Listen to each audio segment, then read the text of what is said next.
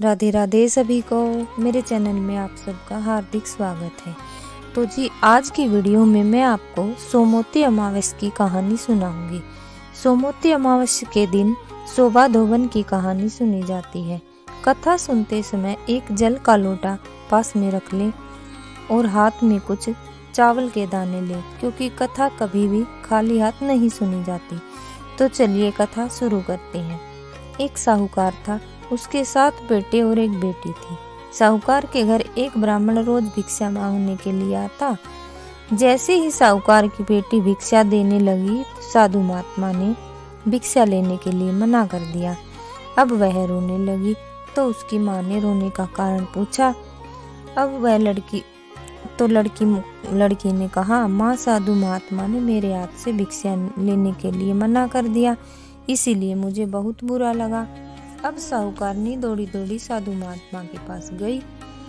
अब साहूकार और बोली, आपने मेरी बेटी के हाथ से भिक्षा क्यों नहीं ली?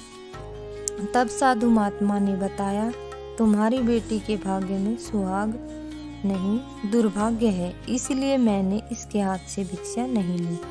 अब साहूकारनी बोली, साधु महाराज, जब आपको इतना पता है तो आपको इसका निवारण भी पता होगा, कृपया करके मुझे कोई समाधान बताएं।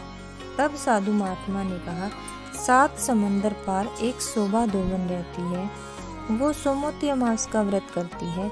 वो अपने व्रत का फल इसे देवे तो इसका दुख टले। अब शोभा धोबन की तलाश में साहूकारनी चल पड़ी। चलते चलते वह थक कर एक पेड़ के नीचे बैठ गई और उसने देखा कि एक सांप गरुड़ पंखनी के बच्चे को खाने वाला था। तो उसने सांप को मार दिया। इतने में गरुड़ पंखनी उड़ते हुए आई और साहूकारनी को चोंच मारने लगी। तब गरुड़ पंखनी के बच्चों ने कहा, नहीं माँ, इन्होंने तो हमारी जान बचाई है। गरुड़ पंखनी बहुत खुश हुई और बोली, जो मांगना है वो मांग। तब साहूकारनी बोली, मुझे 7 समंदर शोभा धोबन के पास पहुंचा दो। गरुड़ पंखनी ने साहूकारनी को शोभा धोबन के पास पहुंचा दिया। शोभा धोबन के 7 बेटे और 7 बहुएं थी। उनको काम को लेकर उनमें हर रोज झगड़ा होता था। साहूकारनी शोभा धोबन को खुश करने के लिए जब रात को सभी सो जाते तो अंधेरे अंधेरी घर का सारा काम निपटा जाती। तब शोभा धोबन सोचने लगी कि ये काम कौन सी बहू करती है, चलो आज छिप कर देखा जाए। जब रात को शोभा धोबन ने देखा कि एक स्त्री आई और उसके घर का सारा काम निपटाकर चुपचाप घर से जाने लगी। तब शोभा धोबन ने कहा कि तुम कौन हो और किस स्वार्थ में मेरा घर का काम कर रही हो? तब साहूकारनी बोली, मेरी बेटी के भाग्य में दुर्भाग्य लिखा है। यदि तुम अपनी सोमवती अमावस्या का पुण्य उसे दे दोगी तो उसका दुर्भाग्य सौभाग्य में बदल जाएगा। शोभा धोबन ने कहा, ठीक है, और अपने बेटे बहुओं से कहा, मैं तो इसके साथ जा रही हूँ। मेरे पीछे से घर की कोई भी चीज बाहर नहीं जानी चाहिए जब तक मैं वापस न आ जाऊं।